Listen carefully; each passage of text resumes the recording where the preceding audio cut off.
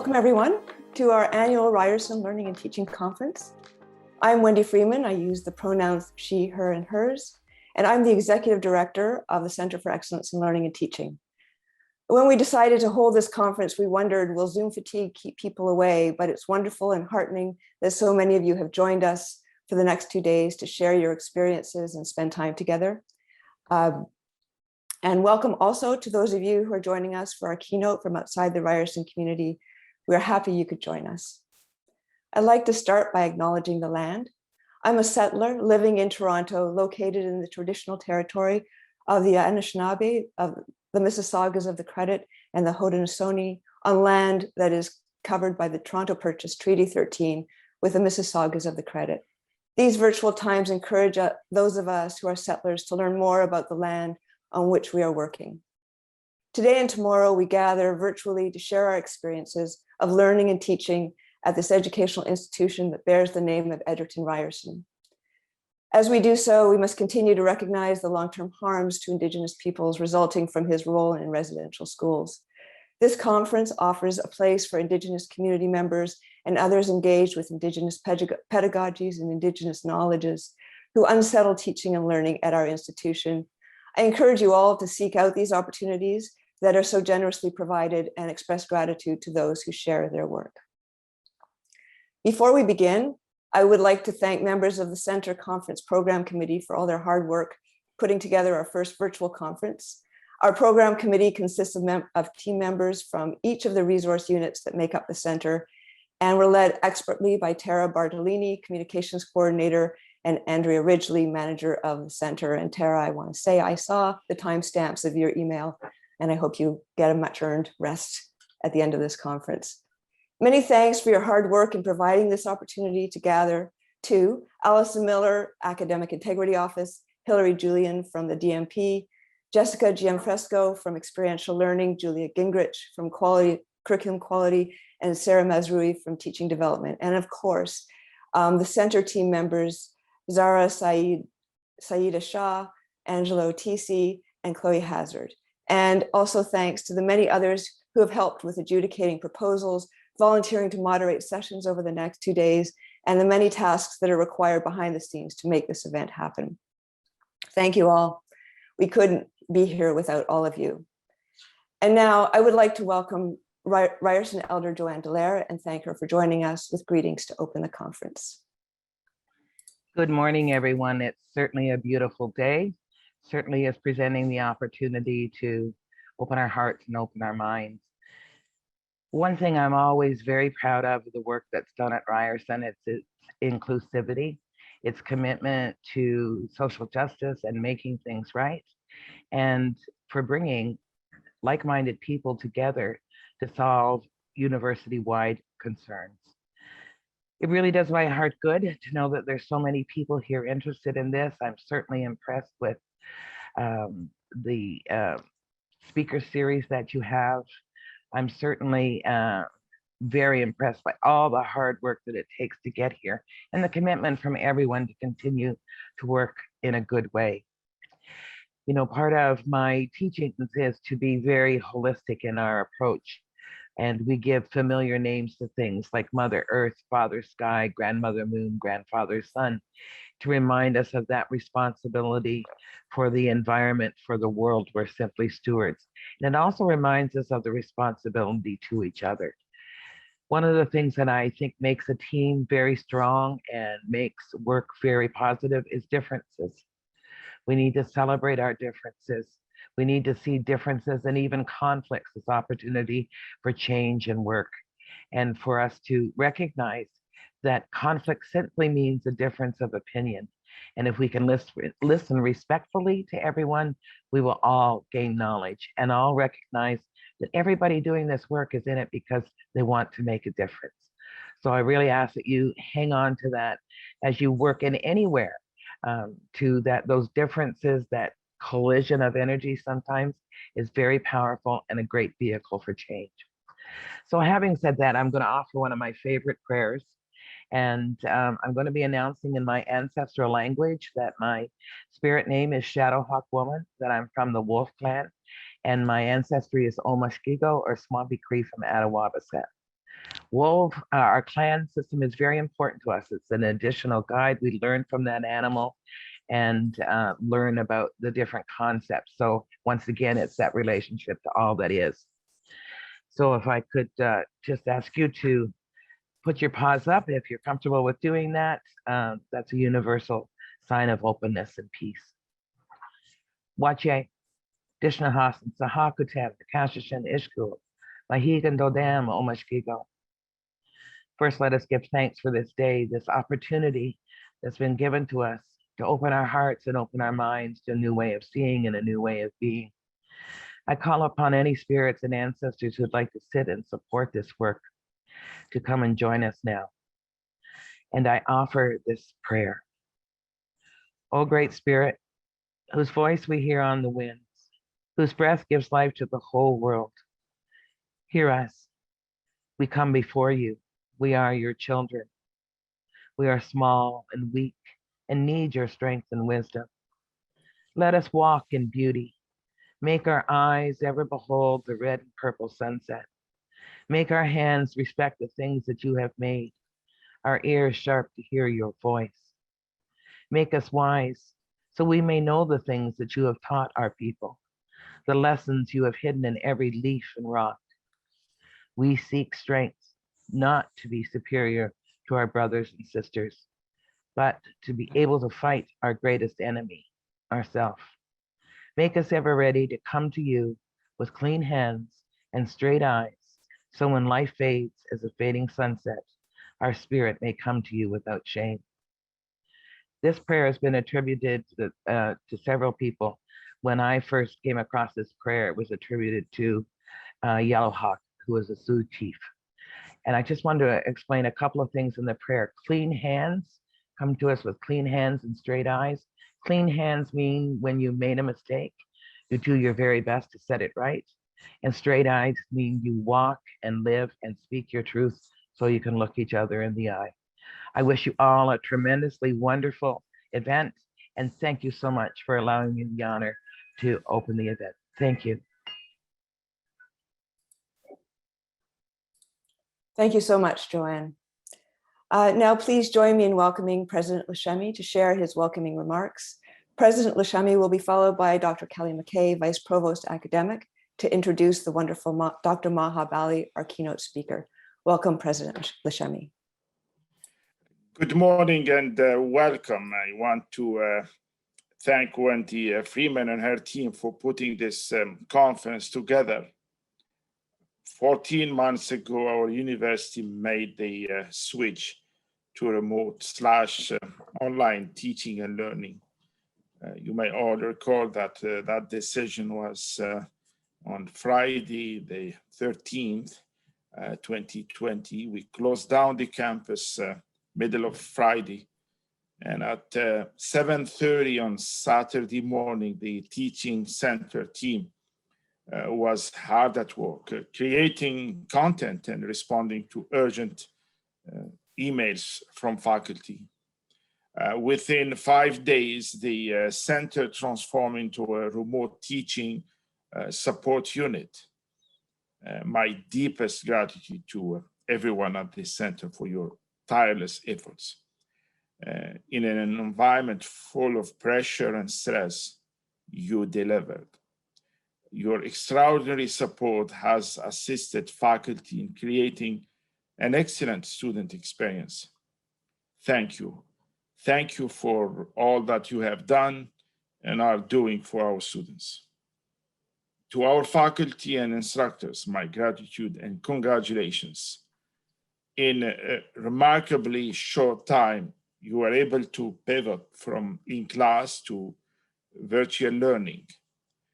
4 semesters later, all credit goes to faculty for your resilience, creativity, and commitment in making this switch.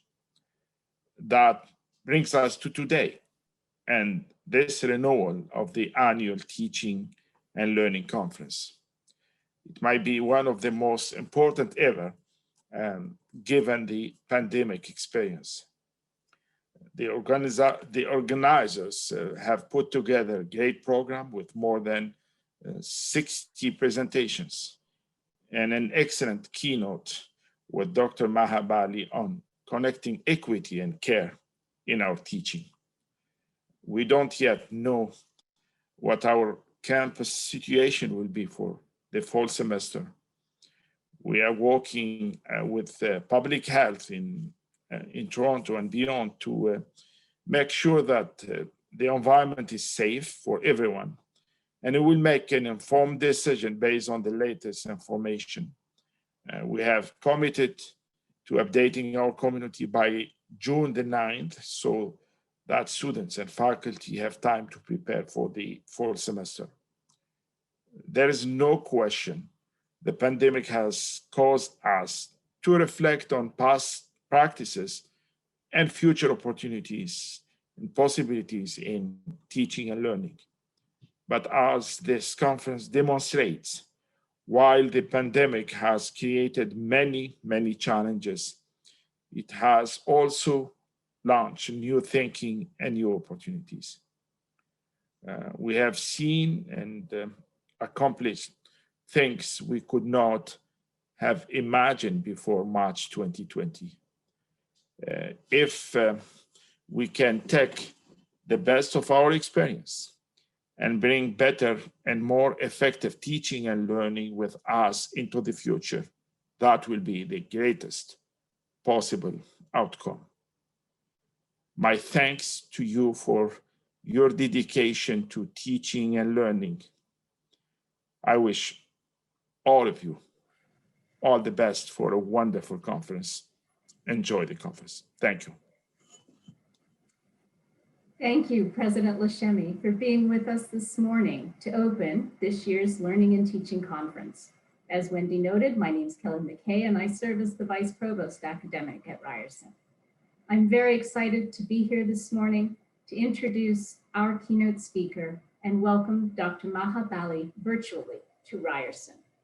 Dr. Bali is an Associate Professor of Practice at the Center for Learning and Teaching at the American University in Cairo. She has a PhD in education from the University of Sheffield and is a co-founder of virtuallyconnecting.org, a grassroots movement that challenges academic gatekeeping at conferences. She is also a co-facilitator of Equity Unbound, an equity-focused, open, connected, intercultural learning curriculum, which has branched into academic community activities.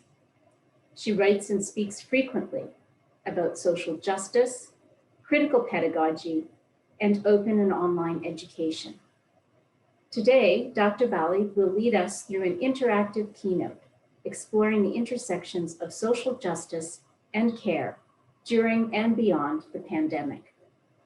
Today at 1 p.m., she will facilitate a workshop where you can experience a variety of community building activities centered upon equity and care.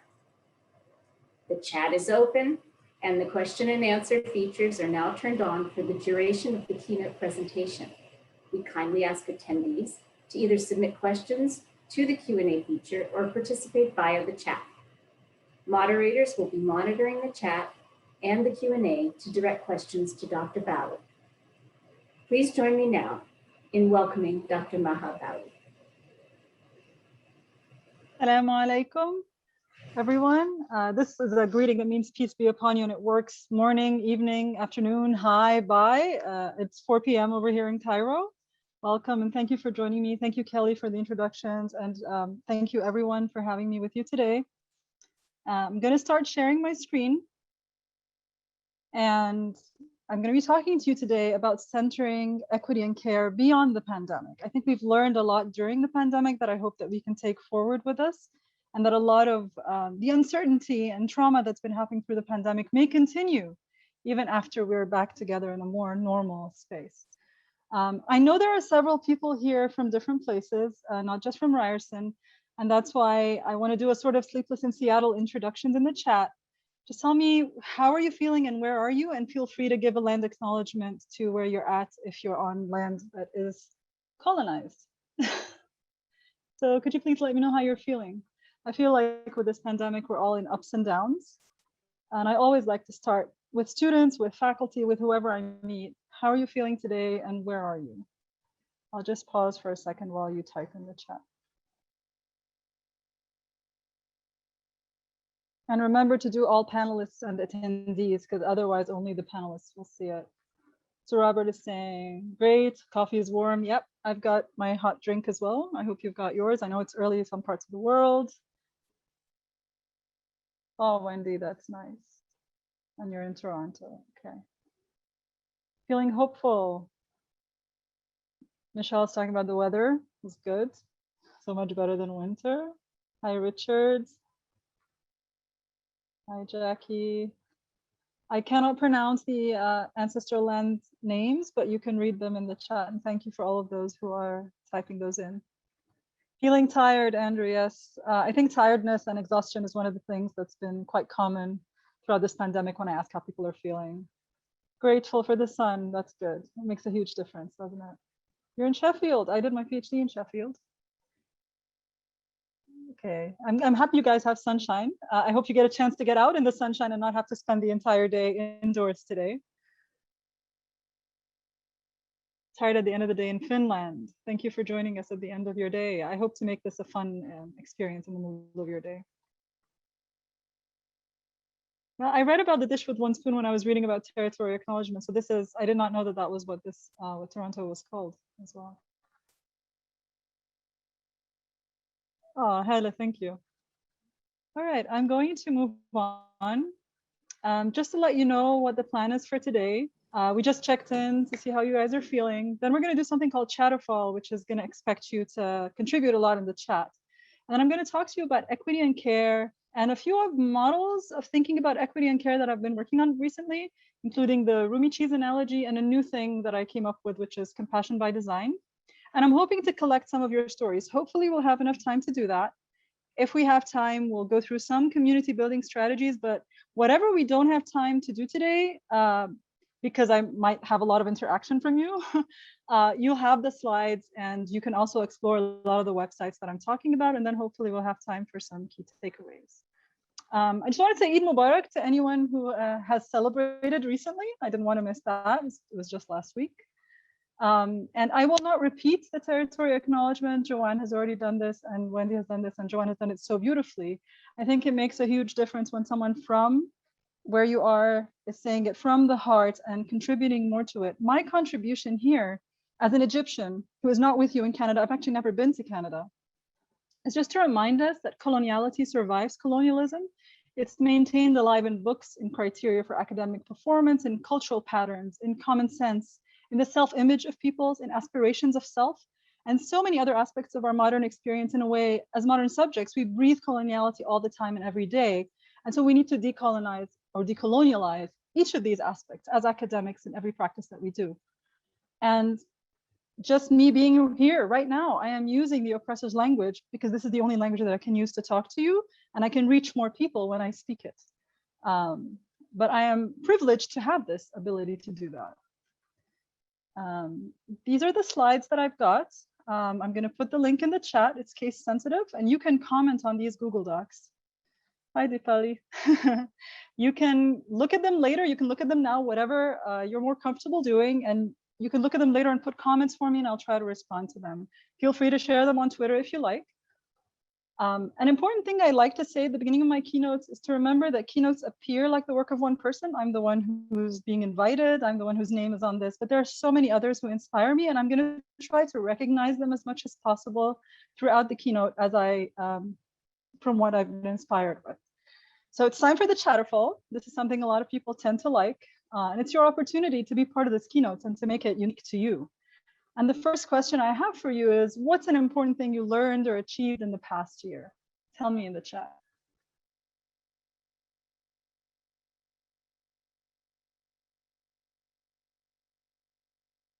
Self-care, Hele, yes.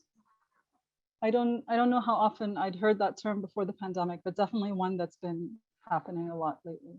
Patience, Mary Lou, yes. Susie is saying, taught yourself to pressure can food. Okay, wow. Humility, compassion, empathy, flexibility, adaptability, taking time for what matters. Lisa, yes, that's, I think we're discovering what matters, and then now we're trying to make time for it, right? Resilience, grace. What else do we have? Fragility of humanity, yes. Unlearning and relearning, definitely. Intersectionality of our identities and our students' identities. Yes, thank you, Nina. Compassion again. But you like being at home. Okay, that's good. I like being at home too. Okay. Finally manage to exercise daily. That is a great achievement. And nature, yes, I've been seeing a lot of people appreciating nature a lot more, finding beauty in every day for sure. Hidden gems in online teaching, yes. Not to take things for granted, find a way to seek out space and beauty. More of an introvert than you thought. Okay, interesting. TikTok recipes. I need to check that. I'm never on TikTok, so connecting online, yeah, finding ways to feel connection online. Flexibility. Okay to stop, and there's no magic later to do this work. That's a good one. Taking time to stop. All right, I'm going to move on to the next question. But first of all, I'm going to share with you one of my biggest achievements or things that I've learned is that a lot of people didn't know how to build community online. And so when a lot of people last fall were going to be teaching online, they were sort of like, we don't know how to build community from the beginning, you know, from the beginning of a semester. And so I built these community building resources with several international educators, and I'm going to mention them again later, mainly Mia Zamora and Autumn Keynes, but I'm going to mention a lot of other people who've participated in those. And I think that was maybe my biggest contribution, that I did this as an open resource rather than within my own institution. And so everyone in the world is able to benefit from this if they understand English mainly. All right, what is an unexpected act of compassion that you noticed this year? Also, isn't that GIF really gorgeous? I found it in a newsletter and decided to use it in my keynotes because it's so pretty. What's an unexpected act of compassion that you noticed this year?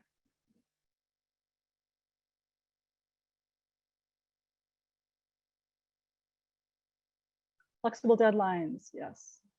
I think a lot of people that normally wouldn't be very flexible became suddenly able to be flexible, which I hope remains beyond the pandemic.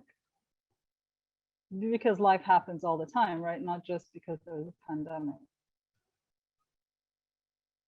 Offering students more time, space, grace. Students making your first face mask as an asthmatic, that's beautiful. Active listening between faculty and students, showing empathy for the situation we're all in, yes. Friends in the States fully vaccinated still hang out with me on Zoom on the weekend. That's great. This is one of my worries, is that when people are able to go back to their lives, they won't want to hang out with me on Zoom anymore. So that's a great point. Susie's saying large donation of sweet potatoes to your community last spring by Farm in Alberta. That's beautiful. Patience. Students voicing support and concern for each other. Yes, that's so important, because a lot of times we think about how we can support them, but not so much how much they can support each other, which is something they need differently from our support for them. Colleagues acknowledging each other's mental health ups and downs. Yes. Just this morning, someone was saying just asking about everyone's mental health is a new thing that we never used to do before. More inclusion, diversity, equity, I agree, is being valued a lot more. Social distancing is an act of compassion, I agree. Patience, random acts of kindness, like grocery gift cards shared randomly between neighbors. That's lovely. Students will send me emails asking how I am. Yeah, this actually reminds me of a student of mine who wrote a paper in another course about how my course was last semester, like talking about what I did during the pandemic. It was lovely. And finding your own voice. Oh, that's lovely. Okay. What about this one? What are you hopeful about or for post-pandemic?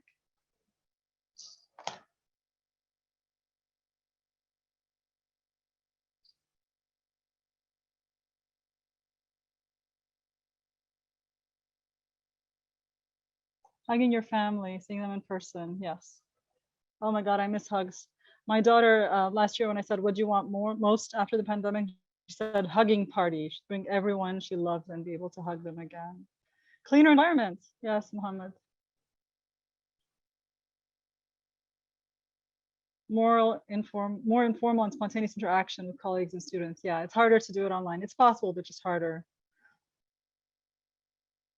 More reflection on who we are as academics, not robots.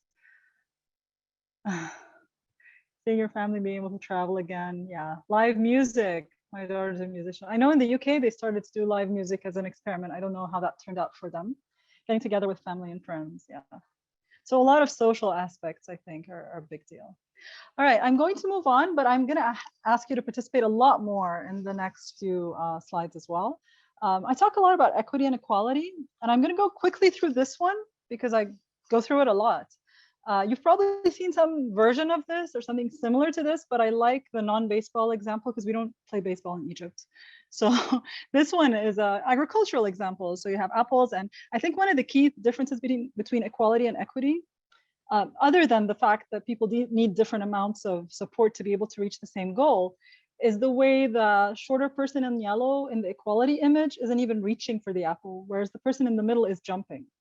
So they have hope that they might be able to reach it, but the yellow one isn't even trying, right? Their hands are just by their side.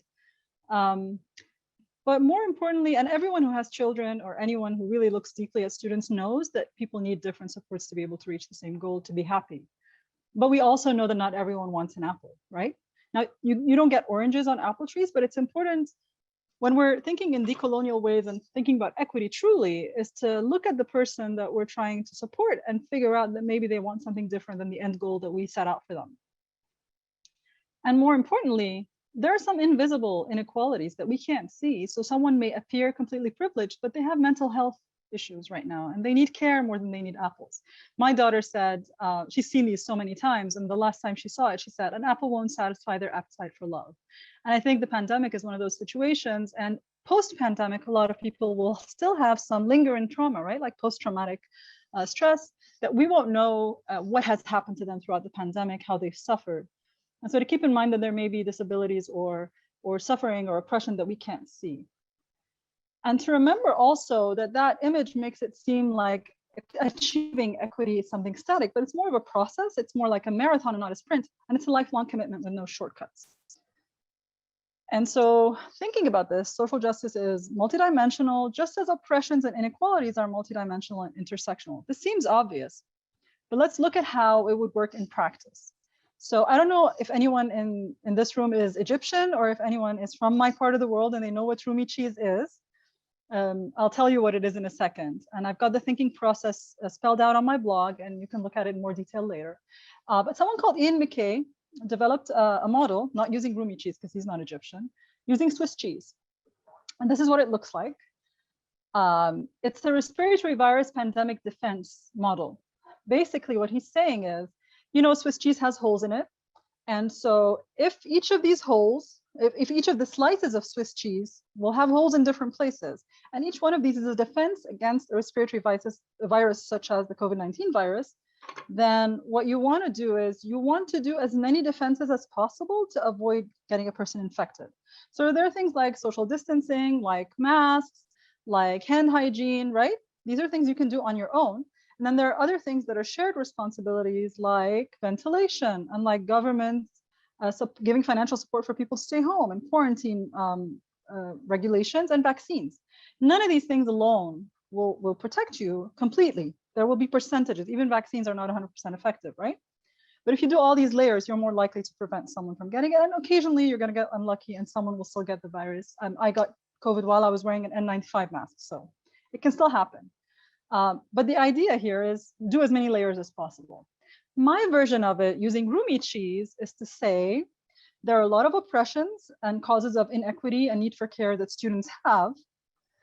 Rumi cheese is an Egyptian cheese that's similar to Swiss cheese, except it also has peppercorns, black peppercorns in it sometimes. And I'll tell you why the peppercorns are important in my example. But I want to ask you first, what kinds of oppressions or inequalities are your students facing or have they been facing in the past year or in general? What kind of barriers to success, oppressions, whatever you want to call them, what could be standing in the way of your students? These are the different colored viruses and of different sizes. Digital poverty. So digital poverty meaning like if they have no access to what devices, infrastructure. Isolation, yeah. That's something that could be affecting someone's ability to learn and succeed for sure. Childcare, right? That's something, additional responsibilities that they have that have increased because of the pandemic of having children home and no childcare, yeah. Being the only people in their families able to work, right? So full-time work, space to work individually, living in shared spaces, care duties in general, yes. Addictions, for sure. Language barriers, neglect, thank you.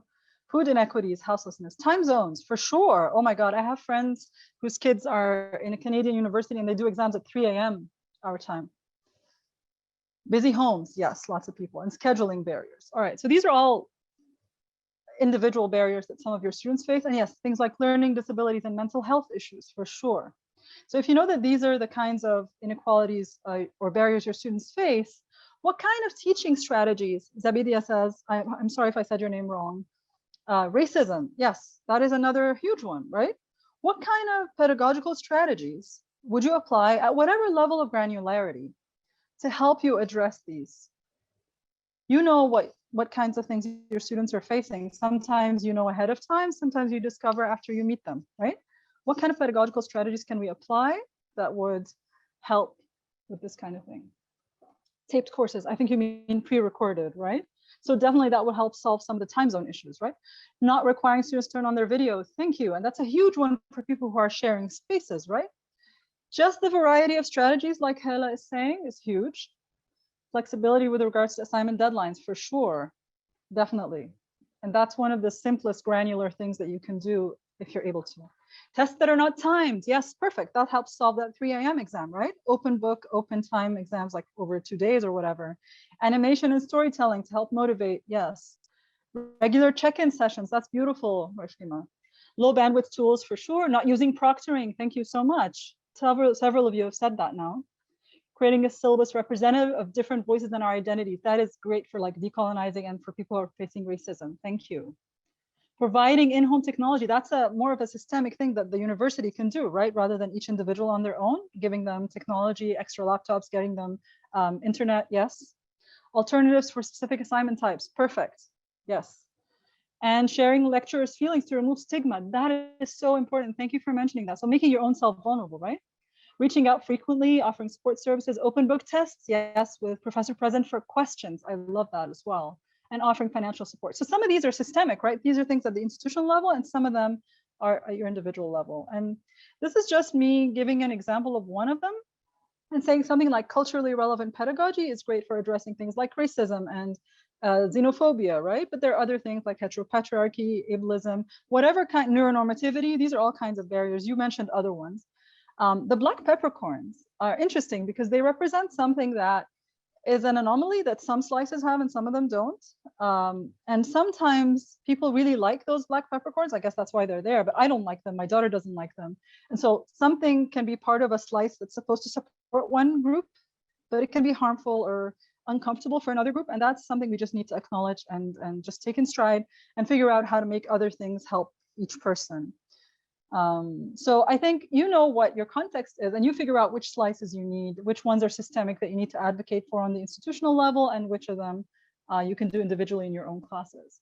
Another example is trauma-informed pedagogy. Many of you mentioned mental health challenges. So this will help certain things. Some students are likely to experience more trauma than others, and trauma-informed pedagogy maybe on its own won't support very huge racism or xenophobia, but it definitely supports a lot of students with mental health challenges, for example. So one example of people who are facing a lot of this right now are probably Black and Asian students in the US, Palestinians everywhere in the world, whether they're in Palestine or in the diaspora, and students who are suffering economic inequality, people who've lost their jobs because of the pandemic, of course, and students with pre-existing mental health challenges. Everyone else is having trauma too. Obviously, someone who's had someone get very sick or hospitalized or died from COVID, someone who's had a very bad case of COVID themselves. There's so much going on in that sense. But just to recognize that, yes, we're all in the same storm, but we're not all in the same boat, not equally. These are just some of the kinds of things that I would include, but you don't have to like follow these particular ones. So some of the things that I would say is universal design for learning, which integrates a lot of the things that you guys have said in terms of flexibility and giving different options for assignments and things like that. A lot of you mentioned non-timed exams and things like that. It's not here, but it's definitely one thing that you can do. I've got like institutional policies like giving pass or fail grades or banning proctoring or things like that, right? And there are things like just giving learners agency, right? So you can make up your own model of this, and I'd be very happy for people to adapt it and send it back to me. Now, I've also done some work on the intersections between equity and care with Mia Zamora. And Mia was just texting me the other day and talking about how equity might be the outcome that we seek, but care has to be the process with which we do it. We started developing this model by first asking people on Twitter, what is equity without care and what is care without equity? And we crowdsourced that. And there are a lot of people who contributed to this, and you can take a look at the original. But some of the things people said is that equity without care is when you have like policies at the systemic level, but the people implementing them don't use care. And so it becomes tokenism or diversity theater or lip service, or what Sarah Ahmed would call performative. So you're performing equity, but you're not actually really, truly embodying it. And care without equity would be when the system doesn't have equity, but people are doing it in ameliorative ways, like fixing one problem at a time. So it becomes selective. It's you fix what you can see, what's visible. And then the people who do a lot of care work are doing effective labor. So a lot of you talked about doing individual care for students, right? Having extra office hours and checking in on them, but there should also be some kind of systemic care for mental health issues. So the teachers aren't the ones having to carry the burden of effective labor, which we know is unequally distributed, and certain people do it and other people don't, right? And then hopefully equity with care is some form of justice, right? It could be intentionally equitable hospitality, which hopefully I'll talk about later today. It could be parity of participation, which Nancy Fraser talks about in terms of everyone joining the table with an equal power to decide how the table will be formed and how things will happen, not imposed by someone with more power, or what Joan Tronto calls, and I think Joan Tronto is Canadian, or maybe it's just because her name is Tronto, it sounds like Toronto.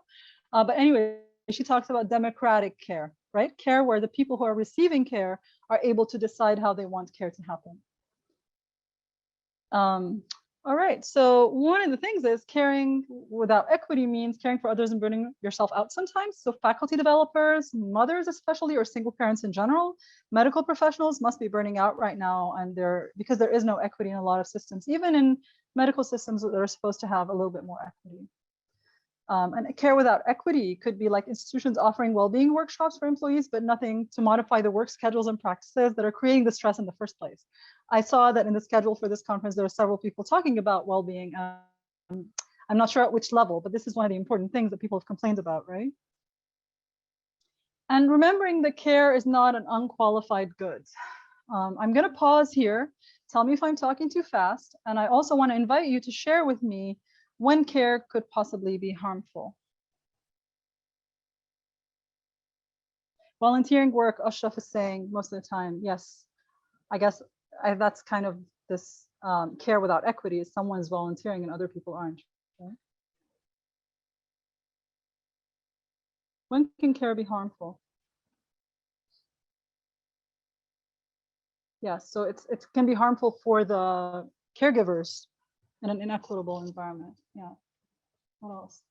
When it isn't consultative with a person or people you're trying to support, for sure, Nina, thank you. Not matched with the need, Imogen, thank you, yes. When it's imposed and not offered, right, Lisa, thank you. I always tell my daughter to ask, how can I help, rather than assume how to help, right? Asma is saying when it is offered with expectation of reward, that is a great one. And this is a tricky one, right? Because it's not fair not to reward, but usually when you give, you want to give without that expectation of reward. Maybe Nell Noddings talks about the reciprocity in care, where the person who receives the care at least shows you that the care has worked for them, but not necessarily giving back the exact same thing, right? It could be a problem if it puts up barriers, Sushila. Okay, Susie is saying, based on the values, perceived needs of the caregivers rather than those being cared for. Thank you, Susie, that is yes. And you're a colleague of Jim Stouffer from Aurora. All right. Re-traumatizing, bring attention to something that people would rather not bring attention to. Jared, thank you. That's a really important one. And I think a tricky one, because sometimes when you're intending to care, you make something explicit that people may not be ready to make explicit right now. When the care labor output is greater than that which is available to the person, leading to burnout, Dana, yes. When you ask people, students, to speak on behalf of an entire community when they've not expressed a desire to do so, yes. And that's a kind of tokenism also as well. And care without follow-up, oh yes. This is like the medical care system in Egypt. They do the operation for you really well, then they'll discharge you from the hospital, and they won't care what you're doing after that. You may not be able to walk or take care of yourself, and they don't provide any aftercare. When the caregiver themselves is not provided care, and think about people who are caring for elderly parents or things like that, or people with chronic illness, but they're caring for them at home. Yes, this is definitely one thing to keep in mind. This example of equity without care is also really important. These are things when you have policies, they're supposed to be equitable, but they're not well communicated and nobody's actually utilizing them. And so someone has to care to make sure they get communicated, and someone has to care to actually implement them. So a true scenario in my institution is that we have policies to support faculty who have students with disabilities, like someone to do closed captions of videos or buddies to support students. But faculty don't know about this, so they don't seek it. And their accommodation letters, they sometimes come too late, so they can't make use of them, right? So that's an example of that. So Nell Noddings has a saying that I really like, which she says, in the caring approach, you prefer to advise do unto others as they would have done unto them. And a lot of you have mentioned something similar to that. And I say, do unto students as they would have done unto them. They call this the platinum rule, right? Don't do what would have done unto you, but see what they want and do to them what they want. And I've mentioned already Fraser with parity of participation. And this is Toronto saying how care receivers will have different ideas of what kind of care they want to receive. So structuring institutions and practices so that each individual's preferences can be honored is her version of democratic care. Now let's talk about equitable care and compassion by design, because you want care not to be just responsive in the moment, but built into the design from the very beginning of something. And recently, Sakina Al-Haddad from Twitter responded to a blog post of mine, and she called it compassion by design. And this is what inspired my my keynote today, this part of the keynote. And I was talking about my daughter. As you know, many of you know, Muslims pray 5 times a day. My daughter is about 9, so she's starting to do that.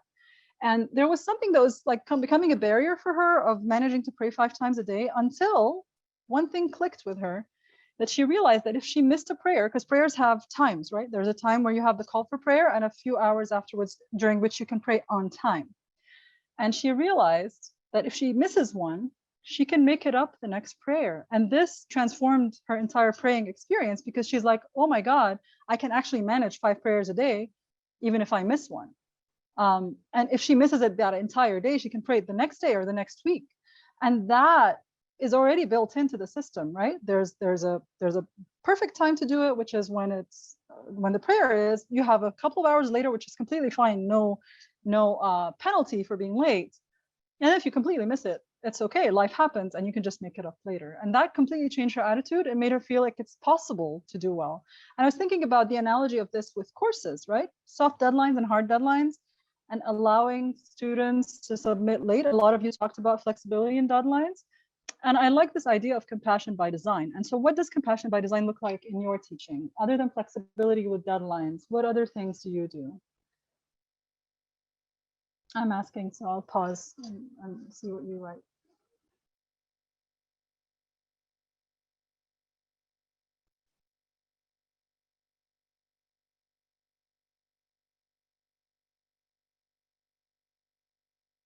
Just asking how they're feeling. That's a huge thing, Lorena, thank you, because in a normal situation, in a face-to-face context, you generally ask students how they're feeling when they walk in, but you can tell by their body language or facial expression how they're feeling, and you'll detect if something's off. But online, you have to explicitly ask, and you have to find creative ways to ask so that they actually tell you, and so that they understand that you truly care and that you will do your best to actually respond to that. A practice test, yes, to familiarize them with the process. Yes, that's having that kind of thing is definitely compassion by design. Starting class with visualization or meditation, I love that. And start the first 10 minutes of class before things officially begin. Yes, one of my colleagues does this, and she's actually contributed a meditation to the community building resources. Yes, and breathing work and mindfulness practices. Yes, and these are things they will take beyond your course, right?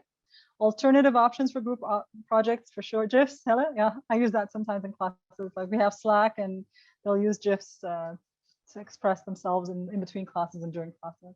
Being available for real human conversation before and after class. Acknowledging the power imbalance, yes, and creating space for open, non-punitive conversation. Yeah, thank you, yes, because they won't assume that. They don't know you until you show them that and make yourself vulnerable and be clear on that. And Andrew's saying, providing accommodations without making them jump through hoops. Yes, without asking them to prove that someone died in their family or that something wrong is going on. Have these accommodations ready. Like I have flexible deadlines because I used to have so many students with ADHD that I just decided I'll have flexible deadlines for everyone. I mean, there's a deadline, but you can miss it and it's not a problem, you know? Reaching out if you notice there's some missing class or deadlines. Yeah, so noticing when students have that. Discussing assignment approaches with them and giving them opportunities to shape the course. Yes, Roxana, that's amazing. Yes, if you can do that, that would be great. Creating student-centered activities, emphasizing their contributions. Yes, not just our own, but their input is also valuable. I love that as well. How could an institution maybe support or hinder equitable care or compassion by design? What are some things that we have in our institutions that make it difficult for you to design your courses or implement them in compassionate ways? University policies. Yeah, like what, Michelle? Okay, thank you, Nina. Red tape. Yeah, just having to go through a lot of red tape, like filling in a lot of documents and bringing in a lot of evidence or whatever. More humane academic integrity policy. I hope they would do that. Yes, we had a big argument about this recently. Course management sometimes, compassionate grounds for leaves. Yes, that would be good if you had good ones. What else? I mean, I think grades alone are just a really bad thing that I wish they would remove, right? So I asked this question on Twitter, you know, what helped you, what hindered, right? Huge classes, yes, for highly interactive courses. This is one of the worst things they can do, right? Give you a huge class. How are you going to assign them authentic assignment assessments? How are you going to get to know your students? How are they going to get a chance to work together? For sure. It's a cost saving, but it doesn't help you teach better. Policies that require financial burden on students or policies that exclude particular groups of students. Yes, David, yeah. Being led by numbers and not humans in the first place, right? And that's a lot of the problem with administrators is they want numbers and they don't want to hear the full stories of what humans are behind the numbers. That's true. All right. So let's see what other people have said on Twitter. One university, this is a Foreman Christian College in Pakistan, extended the deadlines for work and grade submissions by 5 months. So students could submit stuff 5 months later, and that way they didn't fail, whereas otherwise they would have struggled so much and failed because it was difficult. And this is University of Athabasca University in Canada, where they also did this extensions, free course extensions, no strings attached. I mean, they were already a fully online university, right? But during COVID, people were suffering, and a lot of their students were adult students with caregiving responsibilities. So instead of having a wave of withdrawals, their learners were able to continue, and it became a sustainability practice for the institution. So this gave back to the institution, compassion that helped the institution survive. And Sukaina Walji from the University of Cape Town in South Africa was talking about how in the pandemic context, they became better at accommodations for students and the responsive iteration of decision-making to support students and including students, and so much more agility than they used to have before, like in a non-pandemic context.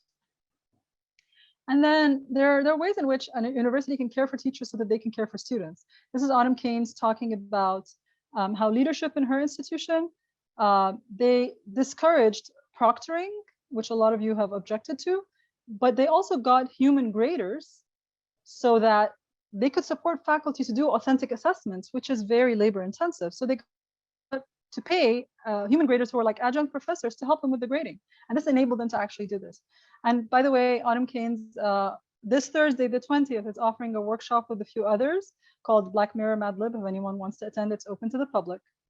She will not be talking about proctoring, but she'll be talking about really dark things about technology, right? Heather Ringo talked about having a culture of supporting and rewarding equity-minded teaching. So this kind of thing is a culture change. So they had an entire cohort called Teaching for Equity, where they met weekly, did homework, and discussed ways to improve their teaching. And they paid them a stipend to do this. If you're going to say you're supporting diversity, equity, inclusion, put your money where your mouth is and reward people for doing that extra work. This one is Rebecca Hogan. She says how when her mother was diagnosed with cancer, her colleagues took over her teaching for a summer. And I don't know how often that happens, but it's lovely. So institutions can hinder care or equity too, right? And Bell Hooks talks about how most teachers who care are actually at odds with their environments. The institutions don't always encourage this. And so Toronto also talks about it, you know, because a lot of ways that neoliberalism and how it you know, it works in education as well, is about constant vicious competition, right? So my version of it is about universities and the systems that make faculty and faculty compete with each other and students and faculty pitted against each other and students against students. How can we change that, right? And one analogy that I give is, do you see this Power Hub? I take my daughter to school sometimes when she's face-to-face, and I go somewhere public to do my work, and I need more than one device, so I usually plug this in. At first, I used to just plug my own thing in, and I get there early, so I get the best seat and the best electric outlet. But I realized other people come in and they can't find one. So I started taking this thing with me, and people started to come and get permission to use it with me. And I realized I have nothing to lose, right? I get there early, I have the privilege of being there early, but I can share. And that way I got to make some friends and I got to know people. I got to help people without losing anything myself. When I shared that power, I didn't lose my own advantage or privilege, but I was able to do it. And the only disadvantage is that one time, because it's COVID, one time someone sat a little bit too close. So that was a little bit uncomfortable, but for the most part, I had nothing to lose and people just got used to it and they didn't ask permission anymore. They just knew that they could come and plug their devices in. Speaking of what I think Hela was talking about, numbers, right? Leslie Chan from University of Toronto at Scarborough was talking about how rankings are anti-DEI, right? If we care about diversity, equity, inclusion, rankings are the complete opposite of that. They're why are rankings so white, he's saying, right? And so focusing on those things are not going to help us achieve equity, inclusion, decolonization. And then Emily here is talking about how sometimes you have differentiated exams for students who have disabilities, but then if the person arrives late, they're not allowed to reschedule it or sit it, which is, if you're going to give accommodations, don't make them even harder. It's like they're doing half the equity piece, but then forgetting the rest of it. One of the things that happen is sometimes teachers care about equity. They don't want to do online exam proctoring, but accreditation requires students to take invigilated exams to qualify for something. And there are people in the UK who advocated against that. And I think they were able to overturn it for the bar exam in the UK. And someone shared privately about incidences of insufficient mental health support, like you have month-long waiting lists, and then maltreating students who are like on visas and then getting expulsed, you know, they have to leave the country because they weren't supported and their visa expired and things like that. So, and there's something about how do we speak about issues of academic integrity?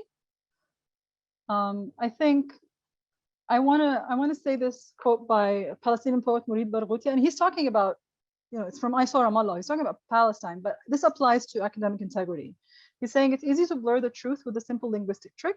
Start your story from secondly. Start your story with secondly, and the world will be turned upside down. It's enough to start with secondly for the anger of the black man against the white to be barbarous. Start with secondly, and Gandhi becomes responsible for the tragedies of the British, right? And he talks also about Native Americans and so on.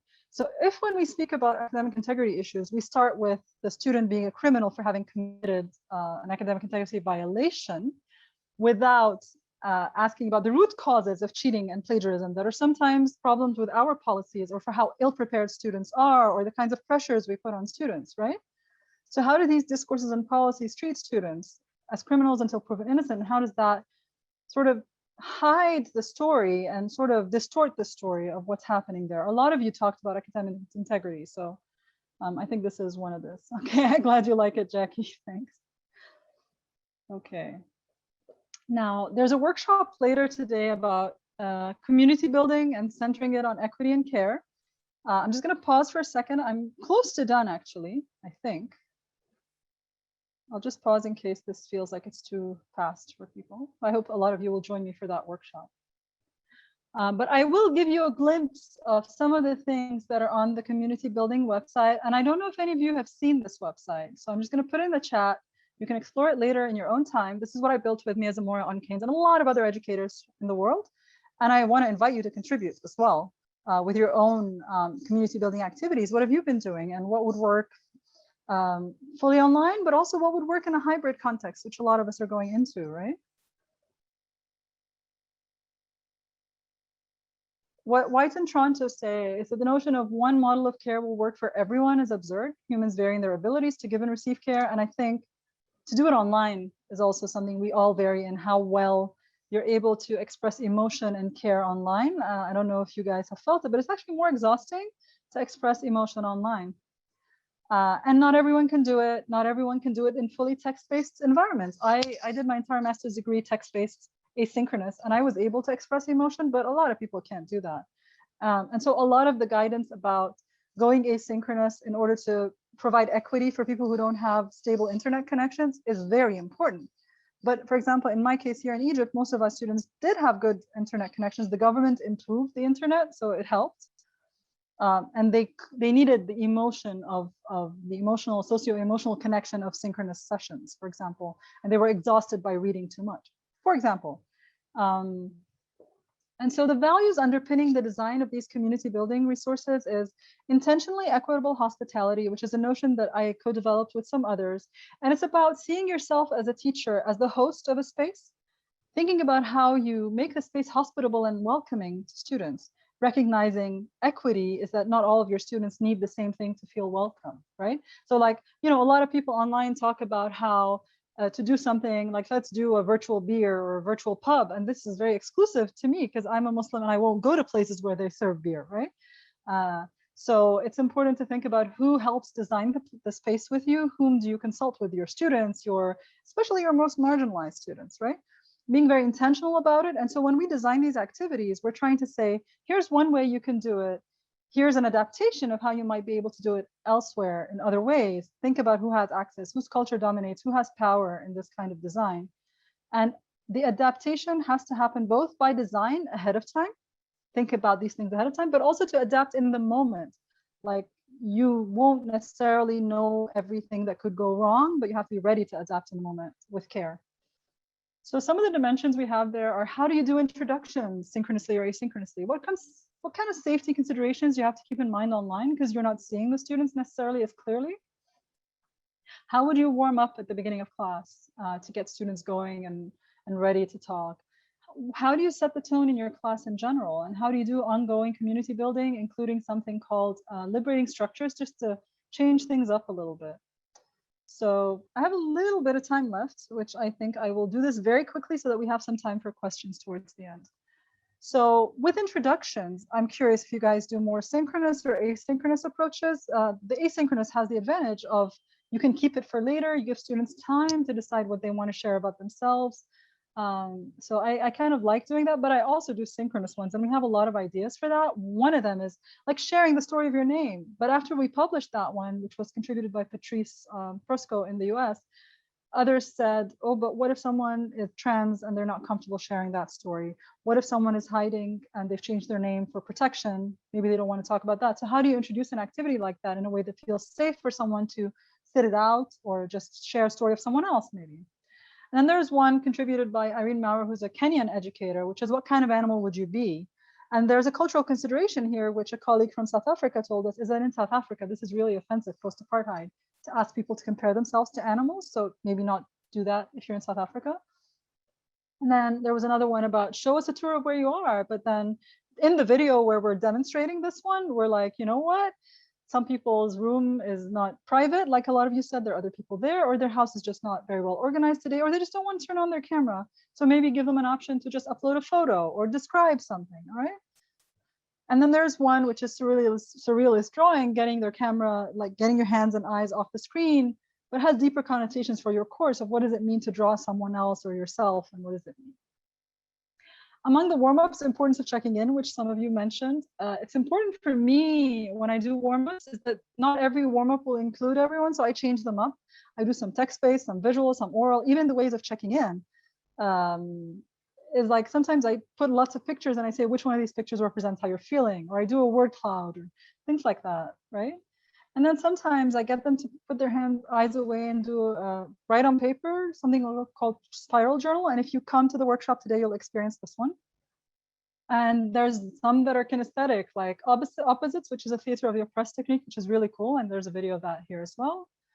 And then some things that are like really energizing, like doing improv in the chat or orally, and doing things like PowerPoint karaoke. If you've ever tried that, it's a lot of fun. But think about who might be excluded. Like some of the energizing things might be difficult for people with ADHD, for example, or people who aren't native speakers. So you may need to adjust the timing and things like that.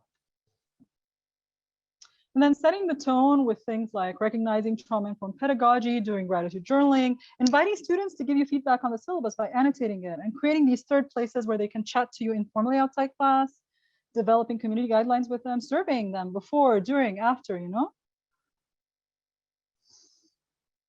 And alternative grading is one that I hope a lot of people will see.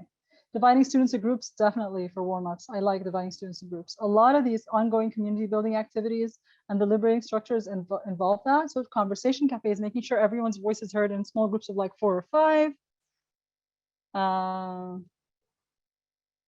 and students learning from each other, reciprocal. You know, we're saying students supporting each other, this technique called Troika Consulting, which again, you'll experience if you come to the workshop later. But we did that. And then ensuring the students are engaged and engaging in different ways. This TRIZ allows people to talk about very difficult topics in very creative ways. So you're invited to contribute. If you have an idea, you can just send it through here and I will look at it, and I usually approve everything that comes through there if it's a good idea. And I'm just going to end this with a note from Mais Hamed, who's one of the people who taught me about trauma-informed pedagogy. She's talking about the importance of hope, but there's also a lot of injustice and oppression in the world. So to hope, we need to be discontent with the present and desire a better future. And it's okay to feel the pain when it's happening and not to ignore it. We don't want toxic positivity, right? And our pain can serve as a beacon, enabling us to move forward so we can begin to heal. So I would love to hear from you in the chat, just one key takeaway or immediate action you'll take with you after today. And this is my last slide. And you're welcome to do whatever you want with these slides. Email me, text me on Twitter, and give me feedback. Oops, I'm gonna put this link again. Pets indeed have become star teachers now. All right, and this last link that I put in there is if you want to give me feedback on the keynote, I take those. Oh, and to acknowledge that my daughter helps with the graphics of my slides as well. All right, thank you very much.